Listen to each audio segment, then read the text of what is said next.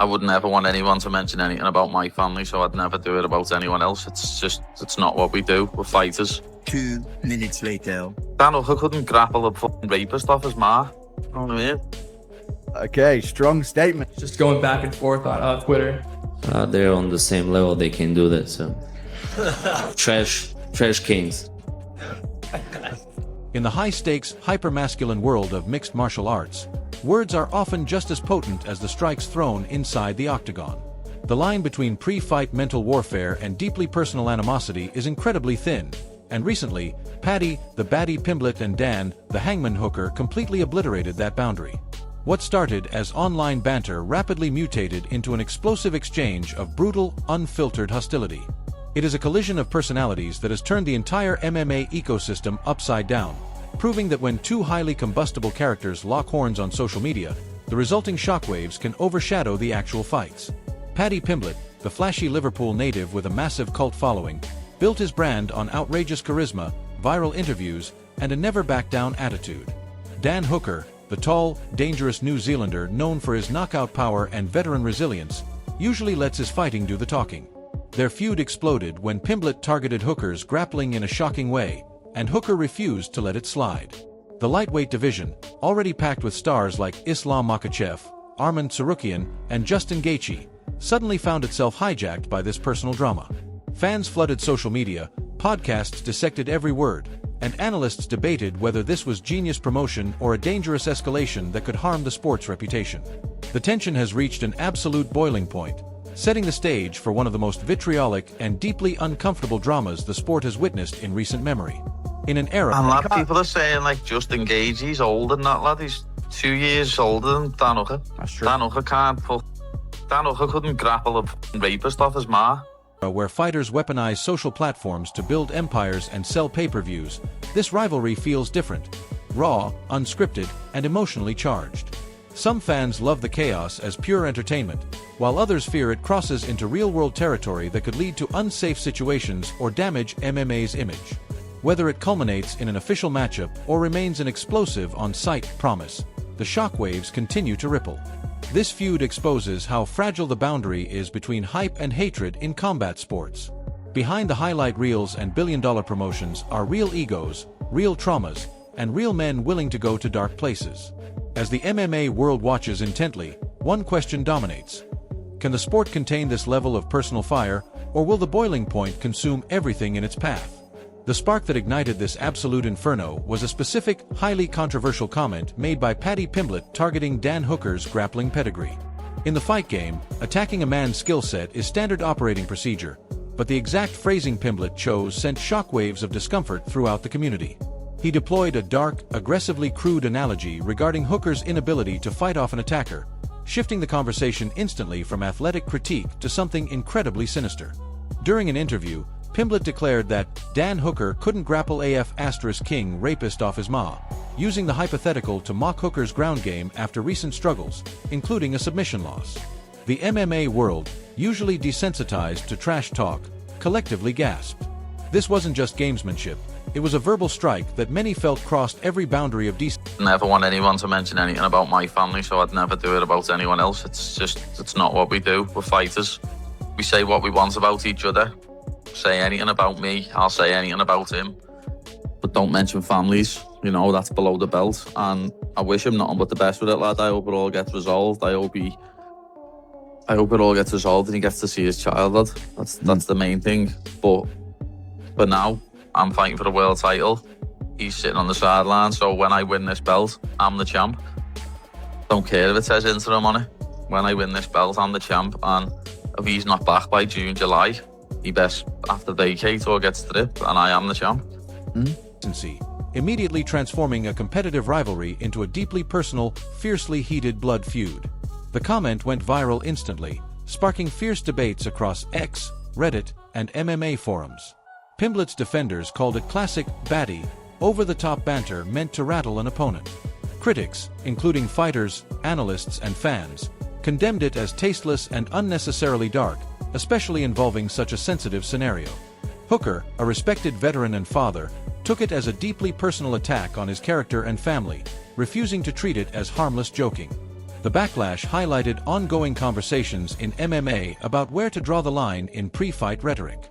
While icons like Conor McGregor thrived on outrageous promos, Pimblett's wording felt uniquely uncomfortable to many. It instantly elevated the stakes, turning what could have been a standard lightweight scrap into something emotionally charged.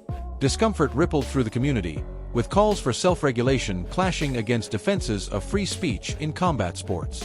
This single sentence became the inescapable flashpoint referenced in every discussion, proving that in the age of instant virality, one crude joke can redefine an entire narrative and force the sport to confront its limits of acceptable provocation. The feud was no longer about rankings or styles. It had become visceral and personal. When an elite fighter feels his character has been violated, the response is rarely diplomatic. Dan Hooker caught wind of Pimblett's crude grappling analogy and responded with a cold, terrifying anger that stripped away any illusion of this being a promotional stunt. There was zero humor, zero playful banter, and absolutely no hesitation in Hooker's reaction. He made it crystal clear to the entire world that the situation had genuinely turned violently personal. By declaring it an on-site scenario, Hooker signaled that the rules of engagement had changed. This was no longer about selling pay-per-views. It was about visceral, real-world retribution, escalating the feud from a digital spat into a promise of imminent, unavoidable physical confrontation. Hooker, known for his calm demeanor and lethal striking, fired back forcefully. He accused Pimblett of talking shit, then playing the victim, emphasizing that the rape analogy involving his mother crossed a sacred line. "You go low, I go lower," Hooker warned, confirming the beef was real. Fans were stunned by the intensity. Many expected typical MMA trash talk, but Hooker's fury suggested deeper offense. The on-site declaration raised eyebrows across the community, with some praising Hooker for defending his dignity and others worrying it could lead to unsanctioned consequences outside. Dan Hooker. There's a little conflict going around with Dan Hooker and Paddy Pimblett. I was wondering if you were able to, see it or what you thought about it. I didn't see what they're doing. Just going back and forth on Twitter. They're on the same level. They can do that. So trash cans. Inside the cage. The New Zealanders' response shifted the narrative entirely. What began as Pimblett poking at grappling weaknesses became a matter of respect and boundaries. Hooker made it clear he had no interest in playing the promotional game anymore. This escalation captivated the lightweight division, forcing other fighters and analysts to weigh in. In a sport built on controlled violence, moments like this remind everyone that emotions can override contracts and rankings. Hooker's cold anger served as a chilling reminder that some insults demand real answers, not just octagon matchups. As the drama unfolded, the MMA world braced for potential fallout, wondering whether this personal war would stay verbal or spill into something far more dangerous. Adding a fascinating layer of complexity to this escalating feud is the glaring hypocrisy highlighted by the MMA fanbase regarding Paddy Pimblett's own moral boundaries. In the exact same interview where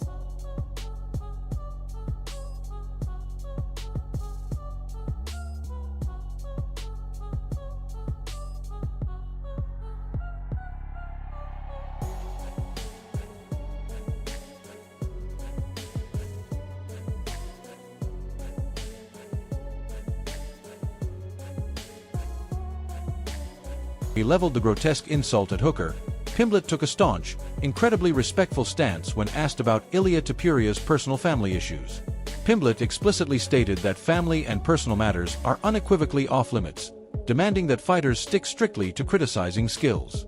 This stark contrast, preaching moral high ground regarding Topuria while simultaneously dropping a vile, deeply personal analogy against Hooker, has painted a picture of a fighter who fiercely protects his own boundaries while recklessly trampling over the lines of others, fueling the intense public backlash against the Scouser.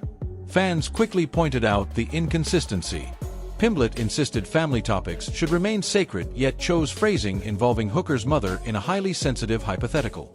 The backlash was swift and brutal on social media, with critics labeling Pimblett a hypocrite who applies rules selectively. Supporters argued context mattered and that his Topuria comment showed general respect, but the damage was done.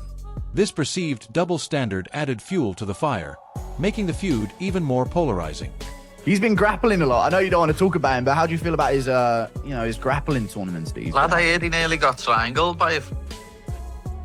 what's his name? Shara Magomedov. Yeah, he nearly got triangled by him and he can't grapple to save his life either. It's a tough He's a one. striker, and he nearly got triangled by him. Know what I mean? Yeah. Have you ever got any interest of taking those sort of exhibition type things? You know, RAF have got this kind of like grappling thing. Is there ever been like a reach out for like a let's do a grappling match for Pimblett, or is that? I don't know. Before I was in the UFC years ago, when I was coming back from an injury, I done Polaris one time against Stevie Ray. He caught me in a leg lock. That's like the only one I've done in the past 10 years or something like that. I used to do grappling competitions all the time when I was younger and stuff like that, but obviously I'm focused on fighting now. I don't, like, he can go off and do all these other things if he wants, lad, but hopefully he takes his neck doing them. Pimblett's brash persona has always divided opinions. Loved for his authenticity by fans in Liverpool and beyond, criticized by others for crossing lines. This moment amplified those divisions. Analysts debated whether it was calculated gamesmanship or careless wording from a fighter who thrives on unfiltered expression. The hypocrisy angle became a central talking point, with many arguing it undermined Pimblett's credibility in calling out others. In the broader MMA landscape, it sparked discussions about consistency in trash talk ethics. As the rivalry intensified, this layer of complexity made the drama more compelling, turning a simple beef into a character study of one of the sport's most polarizing figures. The public scrutiny showed no signs of letting up. Just when it seemed the rhetoric couldn't plunge any deeper into the abyss, the feud took a sickening, tragic turn. In his furious retaliation, Dan Hooker deliberately invoked the name of Ricky, a close personal friend of Paddy Pimblett who tragically took his own life in 2022. This was a calculated, devastating, emotional strike. By weaponizing a profound, highly sensitive personal trauma to attack Pimblett's character as a friend, Hooker crossed into incredibly dark, highly volatile territory. The mention of Ricky added a disturbing, deeply unsettling layer to the rivalry, proving that I know you've mentioned wanting to be the backup fighter. Have you had any talks with the UFC about actually officially having that position? Because I think you're really the only guy who could be the backup fighter right now. No, I didn't talk to them, and I wouldn't cut my weight just for money, because it's a hard. But if they ask me, I'll do that. But they didn't ask, so that's why it's better for me not to cut weight and just if I cut, I wanna fight. For sure, it's I mean, cutting weight is so hard. I already cut in June, and nothing happened, and just I spent my energy for the training camp, for the weight cut. It's always stress when you cut your weight. in this specific war of words, absolutely nothing is sacred, and both men are willing to inflict the maximum amount of psychological damage possible. Pimblett has spoken openly about Ricky's death and its impact on his mental health advocacy.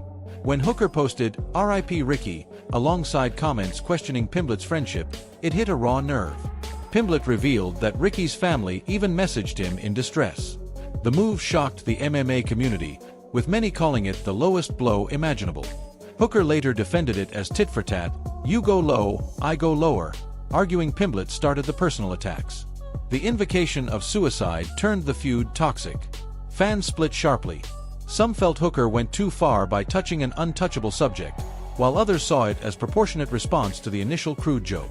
Podcasts and social media exploded with debates about boundaries. He is. So what about this fucking Armin fella, dude? What are we saying, this posh cunt? Fuck him. Simple as, lad. I'm getting sick of getting asked about him and people talking about him. Oh, he should be in this interim title fight. He shouldn't fucking headbutt people at weigh-ins then, should he, lad? And punch fans in us when he's walking out, lad, and pull out a title fight the night before. So as far as I'm concerned, lad, he can eat shit, lad, and fucking, as Dana said, he can get back to the drawing board. Nice. Get that one out of the way early on Armin Sarukian. He could have been in the mix for this fight, but I just feel like there's a lot of ulterior factors that people aren't considering other than just his recent win over Dan Hooker. I know he's a top contender, but there's a whole lot that he's done wrong before, and this is the big Paramount debut. And lad, people are saying, like, just engage. He's older than that, lad. He's 2 years older than Dan Hooker. Dan Hooker's like 2 years younger than him. That's true. Dan Hooker couldn't grapple a fucking rapist off his ma. Boundaries in fighter rivalries. This dark turn highlighted how personal traumas can become ammunition in MMA's brutal promotional wars. It also raised questions about mental health sensitivity in a sport that celebrates toughness. As the drama unfolded, the weaponization of tragedy left a bitter taste, reminding everyone that words in combat sports carry real weight and can reopen deep wounds. The rivalry had officially entered dangerous emotional territory with no easy path back to civility. Struck by the weaponization of his friend's tragic suicide, Paddy Pimblett launched a furious, impassioned counterattack.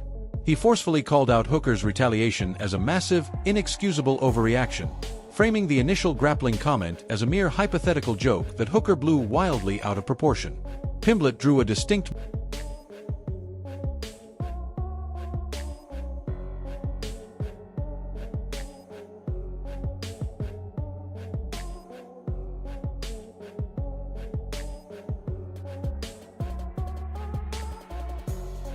moral line, labeling Hooker's decision to invoke a friend's suicide as the lowest of the low. Yet, even amidst this profound emotional outrage, Pimblett refused to back down from the physical threat, accepting the on-site challenge while continuously throwing shade at Hooker's fighting abilities. It is a chaotic mix of deep personal grief and raw competitive venom, confirming that this conflict is irreversibly toxic. In interviews, Pimblett insisted he never personally attacked Hooker's mother and emphasized that mentioning the dead, especially in a way implying fault, was unacceptable. He expressed frustration that the community condemned his words more harshly than Hooker's. Despite the pain, Pimblett maintained his confidence, daring Hooker to make good on the threats while questioning his skills. The response showcased Pimblett's ability to blend vulnerability with defiance, a trait that endears him to fans but frustrates critics. The counterattack kept the feud alive and messy. Fans debated who crossed the line first and Remember, I think it was in LA, you were gonna fight Islam, you messed up your back. What's the recovery been, for, and like what happened? How did you get injured in your back before the fight versus Islam? So I did the MRI after the fight, and it shows like I don't know how to explain in English, but I have a grisha. No. Translate.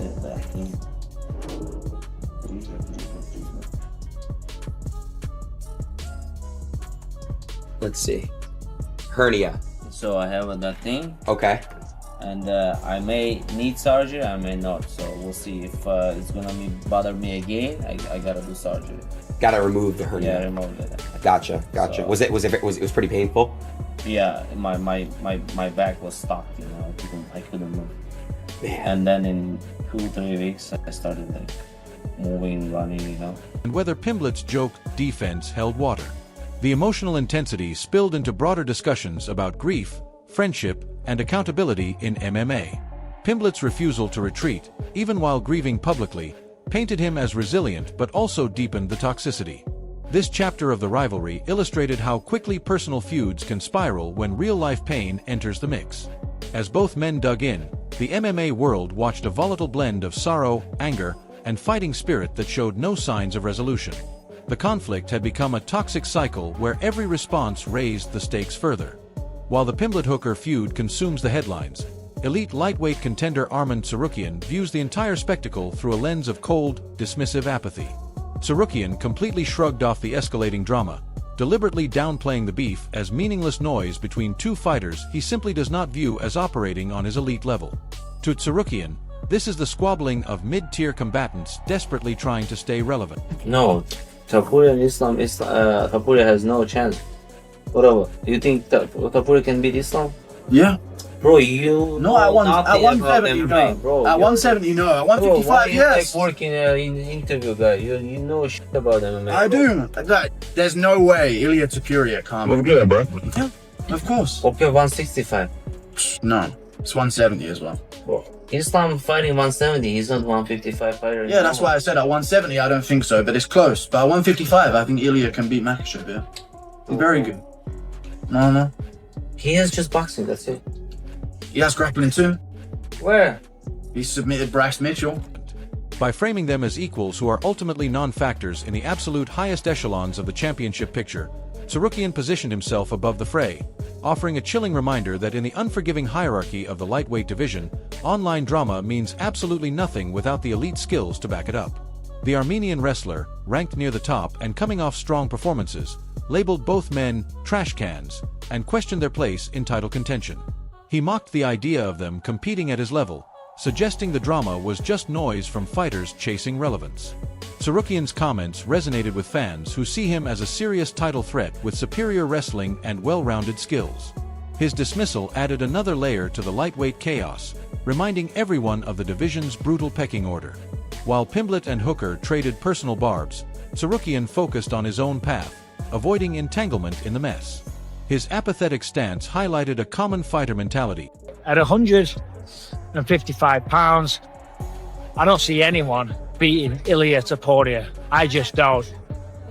Not Paddy, not Justin.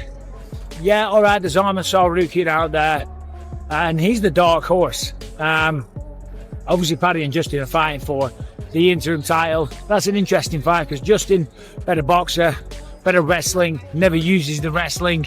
Even if he did use the wrestling, you wouldn't really want to take Paddy Pimblett down. Paddy's a lot younger, a lot less miles on the clock, a lot less wear and tear. I'm kind of early leaning towards Paddy Pimblett in that fight. But who's this undisputed champ at the end of 2026? 2026, Topuria will still be the champ. Yeah, there's Arman Tsarukyan out there, but I don't think that fight will materialize just. Respect is earned in the cage, not on social media. The comments sparked debates about rankings and hype versus substance. Some praised Tsarukyan for staying focused, while others saw arrogance. In a stacked division with Makhachev at the top, Tsarukyan's words served as a strategic positioning move, elevating his own stock while diminishing the feuding pair. The dismissal underscored how quickly drama can be contextualized when a higher-level talent enters the conversation. Arman Tsarukyan didn't just dismiss the drama, he took direct aim at the very foundation of Paddy Pimblett's fighting identity, his grappling. Tsarukyan openly and aggressively questioned just how dangerous the baddie truly is once the fight hits the canvas. He pointedly highlighted that Pimblett consistently avoids testing himself against elite, top-tier competition in pure grappling exchanges, relying instead on a carefully curated reputation. Tsarukyan implied that gym rumors and localized success mean nothing, painting a harsh picture of Pimblett as a trash grappler who would be thoroughly exposed and dominated if he ever dared to step onto the mat with a truly world-class, elite submission specialist. Whatever Paddy's saying is like, whatever he's dreaming and thinking, all power to him. We're ready for everything, and we did not go into this fight thinking it's going to be just a striking fight at all. Like, Justin has spent so much time. That's probably the proudest thing I am with Justin, is the amount of time that he's put into his grappling, because his wrestling is so high level. But it's more of the offensive and positional type of fighting. For so long, I remember when we got stopped by Oliveira, and I had to have a conversation with everybody on the team, like, hey, Justin is a high level guy, one of the best scramblers out there. We have some of the best slams out there, the Rampage Jackson type of slams. We're offensive. Justin's style is offensive, and to be a champion, you push people back. You have to put people on their heels. I look at this as when we had the Oliveira fight, we were defensive. We were like, don't get in this position. How do you get out of this position? You can't win fights like that. And you have to win offensively. Tsarukyan amplified his critique by mocking footage of Pimblett being submitted in a gym grappling tournament, calling him the trash can who claimed superiority. This direct attack struck at Pimblett's core strength, his Brazilian jiu-jitsu background and slick submissions that have defined many wins. Fans of Tsarukyan loved the confidence, seeing it as a realistic assessment from a wrestler who has dominated elite competition.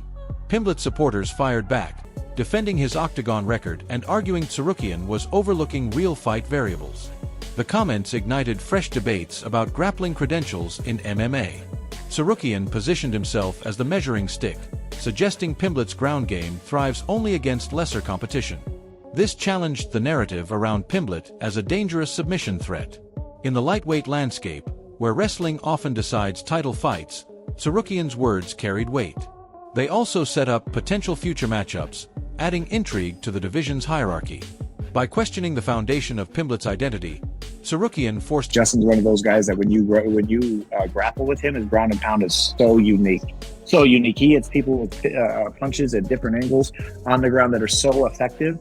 And it's top game. Like, how do you know your top game, and how do you know that? Like, Paddy, I think, is very good when it comes to dragging people to the floor. I don't think Paddy's a great wrestler. I don't think he's going to go out there and take Justin down. Obviously, he can slip on the mats. He can time something really good where the hips are up.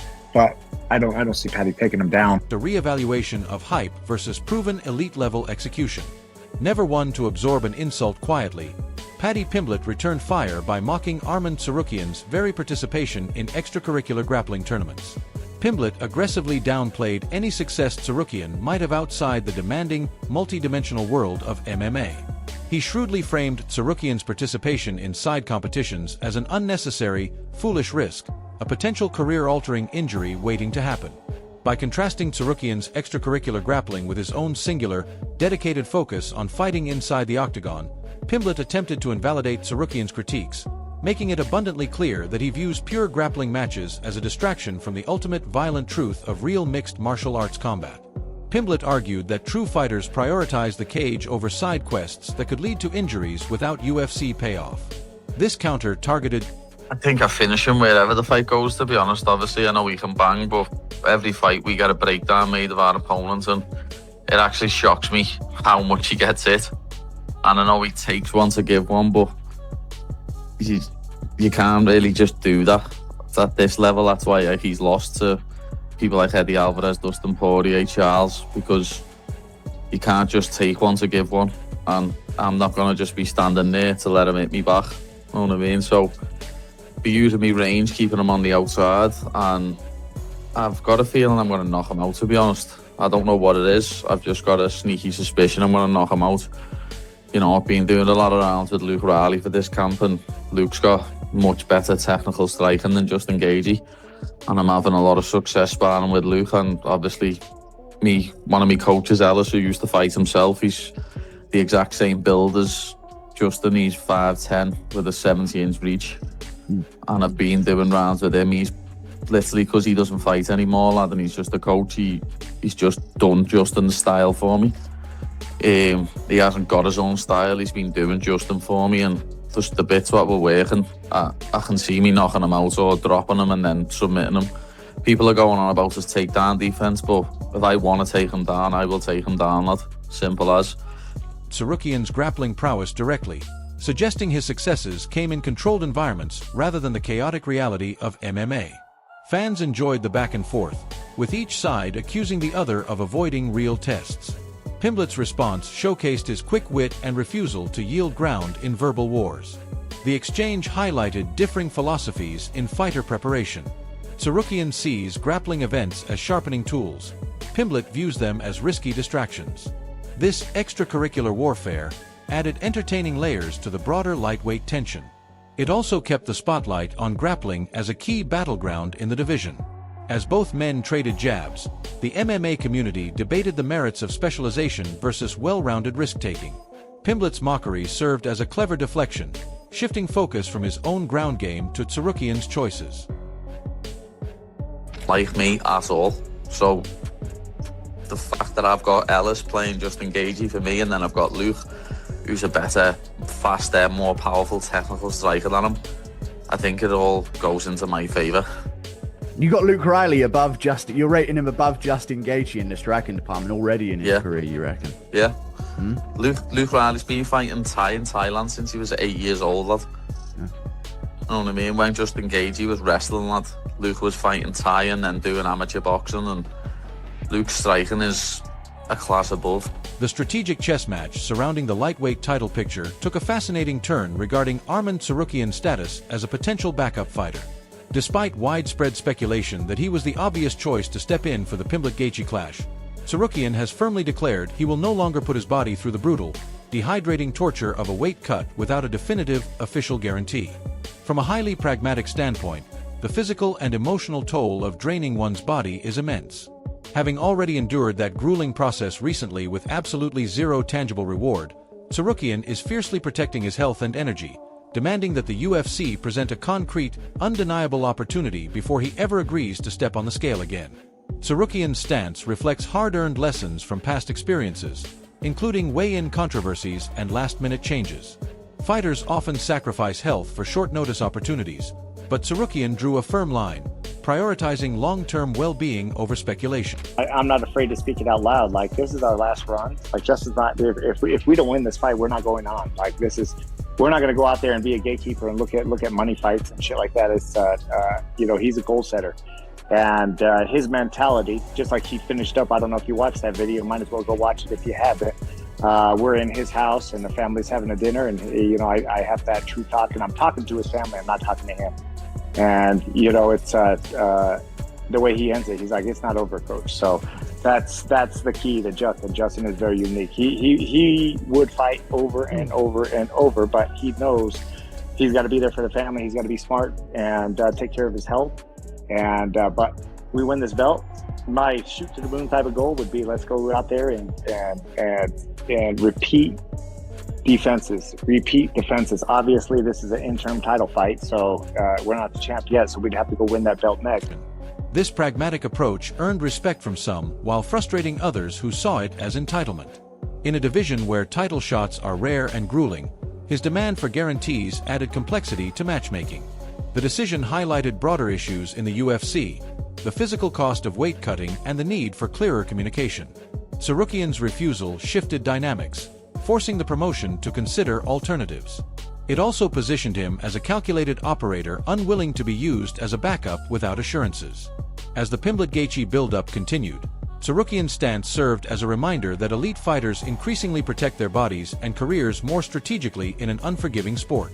In a classic vicious countermove, Paddy Pimblett placed the blame for Arman Tsarukyan's stagnant career position squarely on Gaethje, Paddy, what do you think it looks like? Oh man, more skilled, more experienced. I think better fighter all around, Justin Gaethje. But I also have been on record and said that Paddy Pimblett is better than a lot of people think he is. Because of his, his haircut and the way he talks and some of the, the strength of schedule. People don't give him a lot of credit, but when I fought him in April in Miami, I'm not going to say that I was surprised because I was expecting the best version of Paddy, but he's better than a lot of people give him credit for. He's got long reach, good kicks, pretty darn patient and composed in there. But Gaethje's a whole different animal. So if I had to bet, which I can't, but if I had to lean one direction, I'd go Justin Gaethje, interim champion, and then he beats Ilia Topuria later on this year. Tsarukyan's own shoulders. Pimblett did not hold back, directly attacking Tsarukyan's history of weigh-in antics, dramatic scale controversies, and frustrating last-minute fight pullouts. Pimblett made it crystal clear that, in his view, a fighter's reliability and professionalism are just as critical as their in-cage violence when it comes to earning a championship shot. By weaponizing Tsarukyan's past indiscretions, Pimblett argued that the Armenian contender has unequivocally disqualified himself from demanding a title shot, painting him as an unreliable liability in the high-stakes machinery of the UFC. Pimblett pointed to specific incidents, including weigh-in issues and pullouts, suggesting these patterns hurt Tsarukyan's stock despite his talent. This attack flipped the script, turning Tsarukyan's criticisms back on his character and professionalism. Fans debated the fairness. Some agreed reliability matters, others felt Pimblett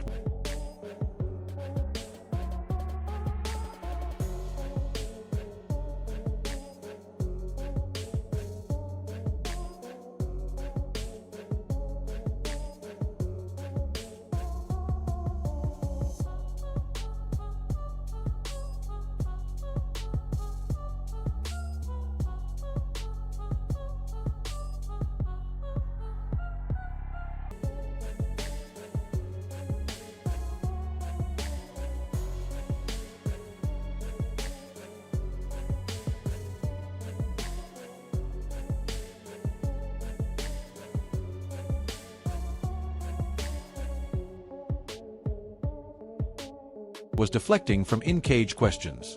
The exchange added personal stakes to the division's politics. In the UFC ecosystem, where consistency is rewarded, Pimblett's words carried weight. They framed unprofessionalism as a self-inflicted barrier to glory. This counter highlighted how fighters use opponents' histories as ammunition. As the lightweight picture evolved, the debate over talent versus reliability became central, showing that cage skills alone don't always secure opportunities in a business-driven promotion. The narrative of actions carrying heavy consequences was given absolute, undeniable validation by none other than UFC CEO Dana White. Addressing the fallout from Arman Tsarukyan's infamous, controversial headbutting